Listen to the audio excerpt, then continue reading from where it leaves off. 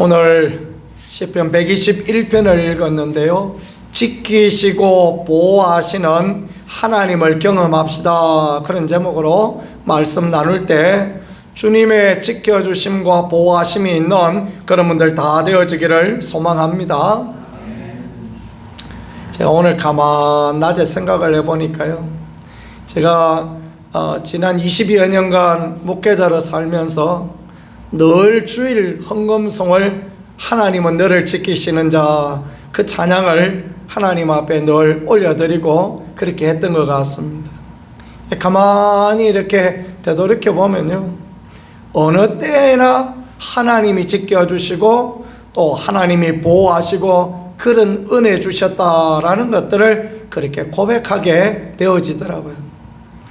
때로는 낙심하고 실망할 때도 있지만 그럴 때 하나님께서 새로운 환경도 주시고 또 새로운 사람도 만날 수 있게 그렇게 도와주시고 또 새로운 기쁨도 이렇게 경험할 수 있게 그렇게 도와주시고 언제나 그렇게 은혜를 그렇게 주셔서 얼마나 감사한지 모르겠습니다.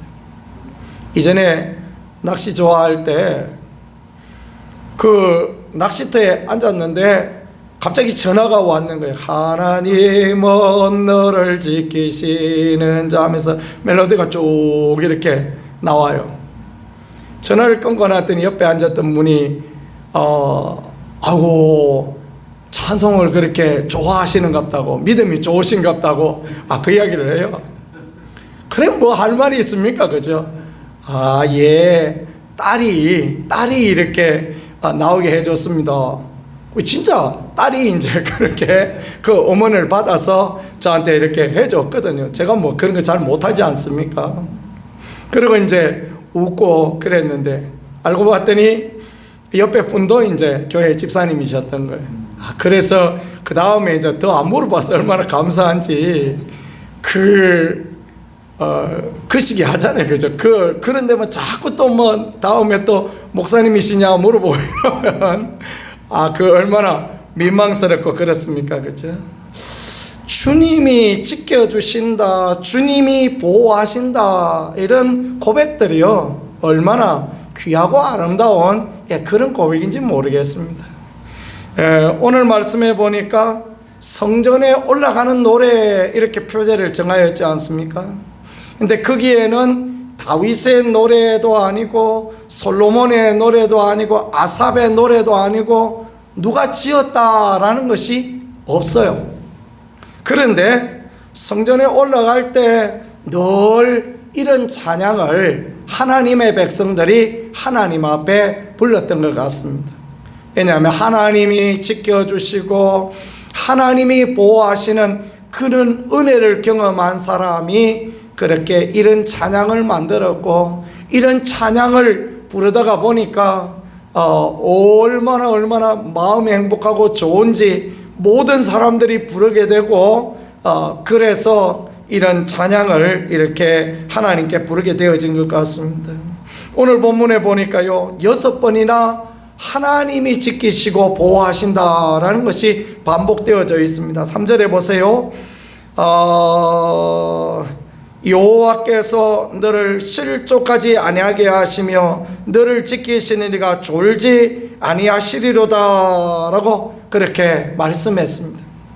하나님은 어떻게 지키시고 보호하시냐 그랬더니 실족하지 않도록 지키시고 보호하신다라고 그렇게 말씀하고 있습니다. 실족하다라는 것은 발이 잘못된 데 빠진다라는 그런 말 아니겠습니까?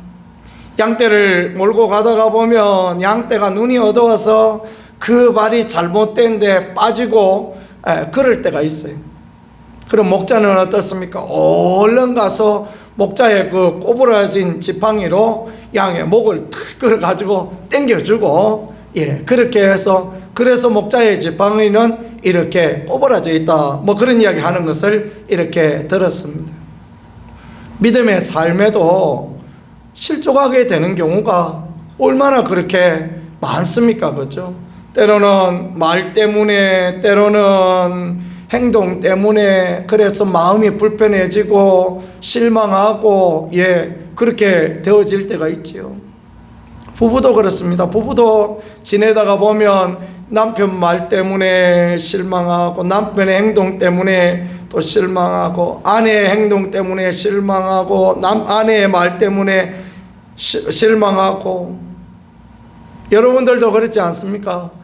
목회자 때문에 실망할 때도 많고 성도 때문에 실망할 때도 많고 우리가 실족할 때가 얼마나 그렇게 많습니까? 가끔 가다가 어떤 분들의 얼굴에 실망의 빛이 이렇게 띄어지는 걸 보면서 아이고 하나님, 아이고 이거 어떡합니까? 그런 기도를 드리곤 하는데 그렇습니다. 참 그래서 실족해야 하는 자는 연자맷돌 메고 차라리 바다에 빠지는 게 낫다 말씀하셨는데 연자맷돌 가보니까 얼마나 큰지 세상에 그냥 아름 이렇게 몇 개 해야 될 만큼 그렇게 커요. 그래서 조심하고 더 조심해야 되겠구나 그런 생각을 이렇게 할 때가 얼마나 많은지요. 사람은 다 연약하여서 전부 그렇게 실족시키기도 하고 실족하기도 하고 우리는 그러면서 살아가지 않습니까? 그런데 오늘 시편 기자는 고백하기를 여호와께서 너를 실족하지 아니하게 하신다 이렇게 말씀하십니다. 하나님은 우리를 실족하지 않게 보호하시는 하나님이시다라는 것을 믿으실 수 있기를 축복합니다. 언제나 우리가 실족하고 실망하는 자리에 그 자리에 설 때도 우리를 이끌어내 주시고 보호하시는 그런 하나님이시다라고 그렇게 가르쳐 주고 있는 것입니다. 인간은 다 실족하게 만드는 그런 존재들입니다. 우리는 그것을 보면서 그렇구나, 누구나 다 인생은 실족하고 실망하게 만드는 그런 존재들이구나 그러면서 사람을 의지하지 말고 하나님을 의지하는 그 자리에 가는 거 참 하나님 앞에 얼마나 귀하고 복된 그런 부분인지 모르겠습니다. 저와 여러분이 그런 귀한 축복의 자리에 서는 그런 분들이 되어질 수 있기를 간절히 소망합니다. 우리가 다 그렇습니다. 여러분들이 저를 볼 때도 실족할 일이 많고 또 제가 또 어떤 때 믿음이 떨어져서 여러분을 보면 또 실족할 때도 있고 여러분들끼리도 또 실족할 때도 있고 인간이 죄와 허물 많아서 다 그와 같지요. 그러나 하나님은 우리를 찬양처럼 하나님 한 번도 나를 실망시킨 적 없고 라는 찬양처럼 하나님은 우리를 실망시키지 아니하고 실족시키지 아니하시고 실족된 데서 이끌어 주시는 하나님이니 그 하나님이 얼마나 감사하고 귀한가라는 것들을 생각하며 그렇게 살아야 되겠습니다. 누가복음 22장에 보니까 예수님은 그런 말씀하십니다.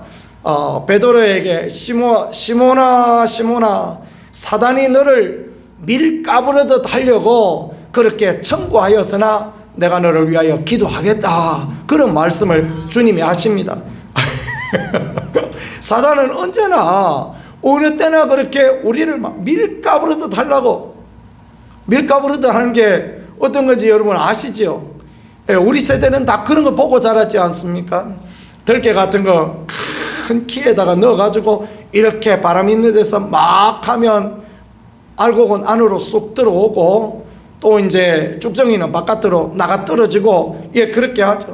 사단은 밀가부로 다르게 그렇게 우리를 틀어 흔들어서 실족시키는 거예요. 예수님 제자 베드로도 주님의 능력과 은혜를 보았던 베드로도 그렇게 하는 것입니다. 그러나 주님께서 실족지 않게 너를 위하여 기도하겠다 말씀하신 것처럼 우리를 위하여 기도하고 우리를 도우시는 주님이시니 그 주님만 온전히 의지하고 그 주님만 바라고 나가는 우리 모두가 되어질 수 있기를 간절히 소망합니다. 다음에 보니까요, 너를 지키시는 이가 졸지 아니하시리로다 이렇게 말씀합니다.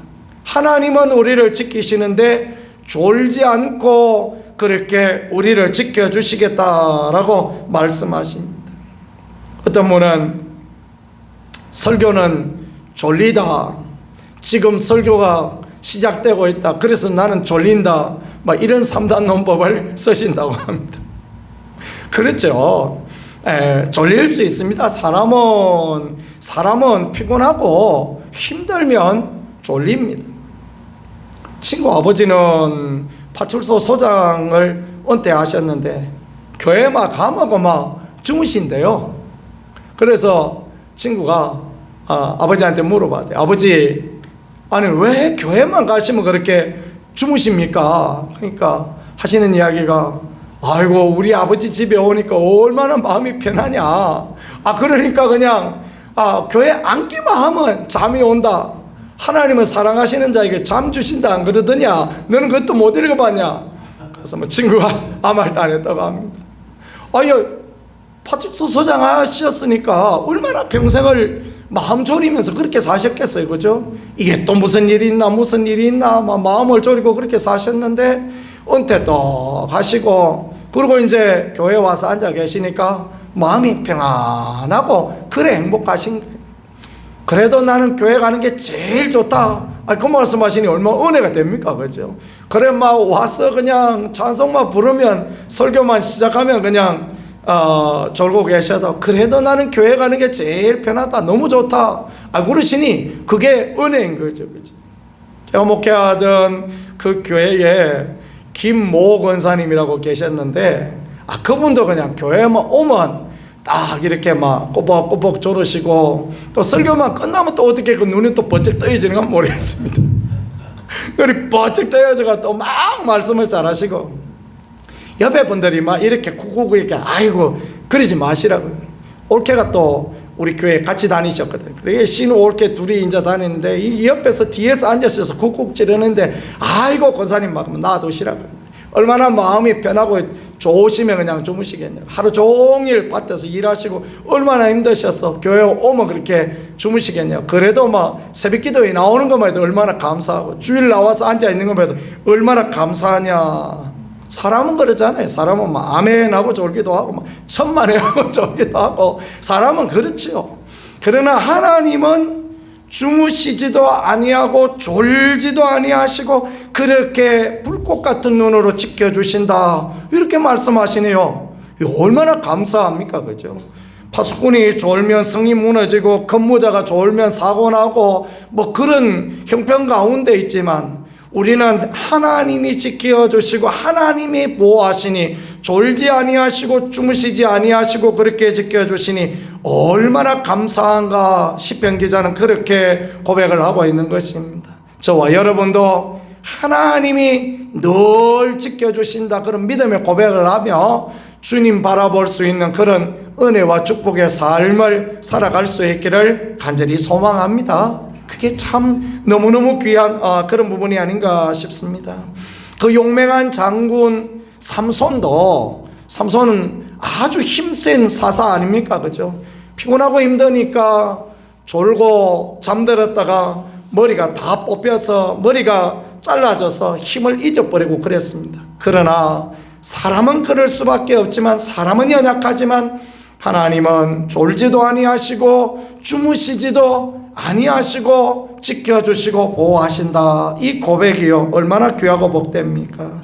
환난을 면할 수 있게 지켜주신다, 그렇게 또 말씀하십니다. 모든 여호와께서 너를 지켜 모든 환난을 면하게 하여 주신다라고 그렇게 말씀했지 않습니까? 그렇습니다. 우리는 살면서 여러 가지 환난도 당하고 어려운 일도 당하고 그런 부분 가운데 살게 되어지는 것입니다. 바벨론 포로로 이스라엘이 끌려갔던 것처럼 우리는 때로 끌려가는 인생을 살기도 하고, 때로 우리는 힘든 인생 가운데 있기도 합니다.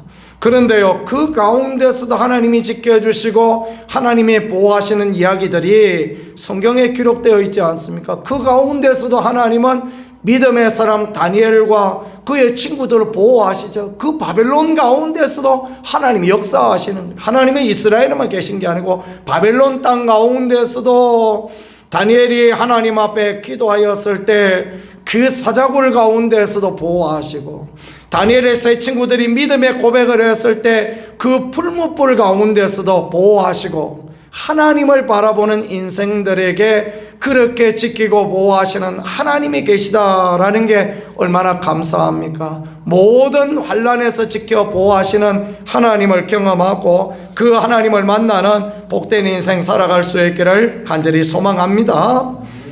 영혼을 지키신다 그렇게 말씀하시잖아요. 환난을 면케하시고 7절에 보니까 또 내 영혼을 지키신다. 사단이 우는 사자와 같이 두루 삼킬 자를 찾고 있지만은, 그래서 인생 가운데 어려움과 힘든 일이 생겨 욥과 같은 그런 어려움을 당할 수도 있지만, 물질도 빼앗기고 자녀도 빼앗기고 건강도 빼앗기고 모든 것을 다 빼앗기는 거 아닙니까? 사단은 언제나 우리에게 그와 같이 장난하고 넘어뜨리죠. 그런데 욥은 하나님을 향한 믿음을 잊어버리지 않습니다. 주신 자도 여호와시요 취하신 자도 여호와시니 여호와 이름이 찬송을 받을지로다, 그렇게 고백하며 하나님만 바라고 있으니 어떻게 하십니까? 하나님께서 나중에 두갑절의 복을 그렇게 누릴 수 있도록 하나님이 그렇게 말씀하시고 역사하는 것은 우리들에게도 그와 같이 하신다라는 거 믿고 믿음의 고백을 늘 주님 앞에 드리며 주님만 바라볼 수 있는 은혜가 우리 모두에게 있기를 간절히 소망합니다. 언제까지 그러시느냐? 너의 출입을 지금부터 영원까지 지키시리로다. 하나님 계속 지금부터 영원까지 계속 하나님이 지켜주신다라는 그런 고백을 하나님 앞에 이렇게 하고 있는 것입니다. 그렇습니다. 하나님을 바라보는 삶을 살아갈 때 언제나 어느 때나 하나님이 지켜주시고 보호하신다. 그래서 시편 기자는 1절 2절에 고백하게 하기를, 내가 산을 향하여 눈을 들리니, 성전에 올라가는 노래 아닙니까? 예루살렘 성은 높은 고지에 있어요. 해발 700m 이상 되는 높은 고지에 그렇게 있습니다. 저 밑에서 보면 까마득하게 올라가야 되는 데 있어요. 그 위에 성전은 제일 높은 곳에 그렇게 위치해 있습니다. 내가 산을 향하여 눈을 들리라, 이 말은 성전을 바라보며 예배자의 삶을 살며 그렇게 산다라는 것입니다. 나의 도움이 천지를 지으신 여호와에게서로다. 하나님께로 이런 도움이 온다. 그래서 하나님께서 실족하지도 않고 또 낮에 해도 밤에 달도 상하지 못하게 하시고 졸지도 주무시지도 않고 보호하시고 환난을 면하게 하시고 이런 모든 은혜와 긍휼로 늘 역사하시고 함께하여 주시겠다라고 그렇게 고백하는 것입니다.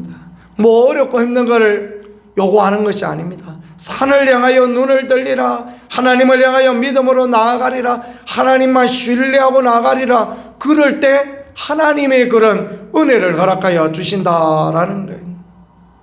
어제 요셉 이야기하면서 그런 이야기 했지 않습니까? 하나님의 뜻이 있겠지.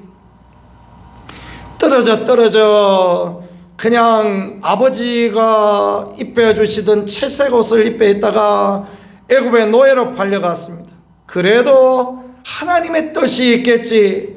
그럴 때 하나님이 그를 일으켜 세워주시는 것 아니겠습니까? 감옥에 억울한 누명 쓰고 갔습니다. 그럼에도 불구하고 나는 하나님 앞에 살고 있다. 내가 하나님 앞에 살고 있으니 어떻게 내가 범죄하겠느냐. 그런 믿음, 또 하나님의 때가 있다라는 그런 믿음, 이런 믿음을 가지고 주님을 바라보고 주님만 의지하고 그것이 주님과 동행하는 것입니다. 그래서 에녹이 하나님과 동행하였더니 말씀하시는 것처럼 그렇게 하나님을 바라보고 살아가는 인생 가운데 지키시고 보호하시고 언제나 함께 하시는 은혜가 머무른다라고 그렇게 말씀하는 거예요. 그 하나님을 경험하고 그 하나님의 은혜를 누리고 이 새해에도 어느 때라도 하나님만 바라보고 믿음의 제단을 쌓으며 믿음의 기도를 드리고 믿음의 말을 하고 주님 앞에 나아감으로 지켜주시는 하나님, 보호하시는 하나님, 지금부터 영원까지 함께 하시는 그 하나님 경험하는 그런 우리 모두 저와 여러분이 되어질 수 있기를 우리 구세주 예수 그리스도 이름으로 간절히 축복합니다. 이 시간에 우리 합심에 함께 하나님 앞에 기도하겠습니다. 하나님 아버지, 우리가 지키시는 하나님, 보호하시는 하나님, 은혜 하나님, 긍휼의 하나님을 믿기를 원합니다. 하나님의 도우심과 하나님의 은혜 가운데 늘 이끌어 주셔서 낙심하지 아니하고 낭망하지 아니하고 언제나 주님 바라보고 믿음에 예배하며 하나님의 약속을 신뢰하며 나감으로 말미암아 살아계신 하나님, 능력의 하나님 경험하는 복된 인생 되어질 수 있게 도와주옵소서. 우리 가정을 지키시고 이 나라의 민족을 지켜주시고 우리의 교회를 지켜주시고 함께하여 주옵소서. 우리도 손들고 주야만 하고 하나님 앞에 기도하겠습니다.